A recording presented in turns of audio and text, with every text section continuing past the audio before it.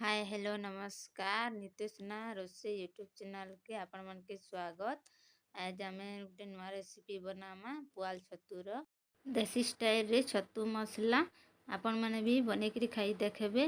आ मते like comment करवा लगी नहीं भूलबे करबे। यहाँ मोर नुआ चैनल रे खुली छेत्र यहाँ हूँ मोर माँ घर स्पेशल आसी छतु। यहाँ हूँ देसी पुआल छतु देखन गोटे गोटे पुआल भी अच्छे। एटा मैं एखन छतु के धोई दौछे इति के हल्दी निहा पके पछे पकाबी आ तार लगे मसला रेडी करी रखी छे। एटा देखो बटा मसला गुटे जीरा आ गुटे प्याज अदा लहसुन रो मीट मसला हल्दी।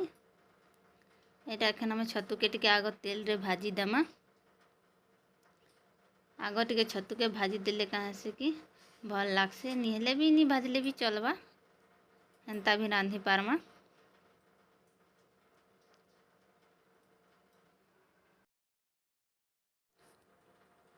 इथि टिके हमें एखन हल्दी पके देमा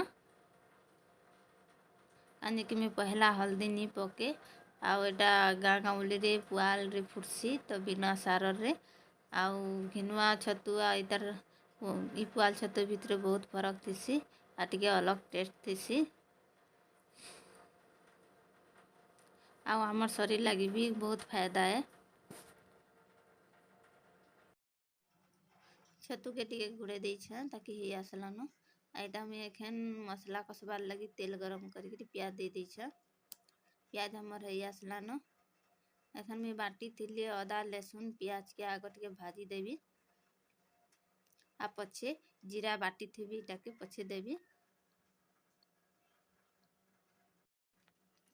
हमर अदा लहसुन टिके भाजी है आसलानो। इथिका हमें हल्दी पके दमा आउ टिके मिर्चा पाउडर। छतु मसला रे टिके राग नहीं हेले टेस्ट भल नहीं लागे तो इथि लगी मैं मिर्चा पाउडर टिके पके देछे। आउ छतु मसला टा टिके राग थिले भल लागसी पाटी के भी टिके स्वाद लागसी।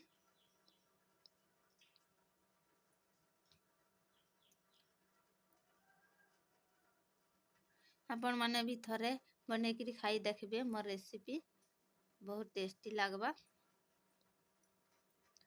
हमर अदा लहसुन मसला है आसलानो। इति के मैं एखन बटा मसला देवी एटा जीरा और धनिया बाटी छे सील रे बटा मसला दउछे काने कि ग्राइंडर रो बटा मसला टिके एते टेस्ट नहीं लागे जेहेतु मैं देसी पुआल छतु रांधु छे।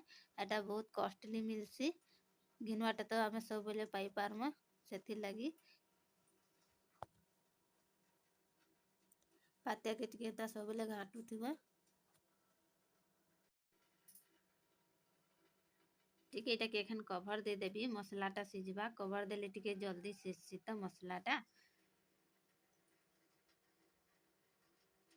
ये देखो हमर मसलाटा पैन अटी आसलानो टिके टिके तेल बाहरु छे। हमर मसला पूरा रेडी हो गला ना। मसलाटा भाजी हेले टिके टिके तेल बाहरसी भाजी थिली मी छतु के एखन दे दउछे मसला रे कसी हेबा टिके। आउ आगरू आमे छती के जदि तेल भाजी थिमाले सेटा जल्दी हो जेसी तो सेथि लगे मैं आग टिके तेल रे भाजी देइथिली।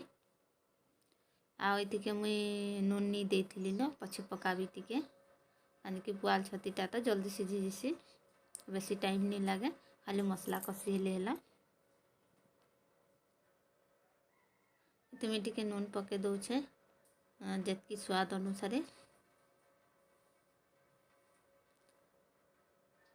हमर छतु मसला देखुन केते सुंदर दिसुछे आउ एटा सब बेले नहीं मिले आ हमर घिनुआ छतुरा सब बेले मिलसी तो एटा के भी थरे थरे बने करी खाई देखमा टिके कवर दे दउछे। देखो हमर छतु मसला हो गला न मेथी टोटाली पानी नहीं दे बिना पानी रे होछे कम आँच रे टिके टिके सिझुछे। छतु मसला हमर तैयार हो गला अपन माने भी थरे बनाबे खाएबे बहुत टेस्टी लागसे। एटा देसी पुआल छतु है।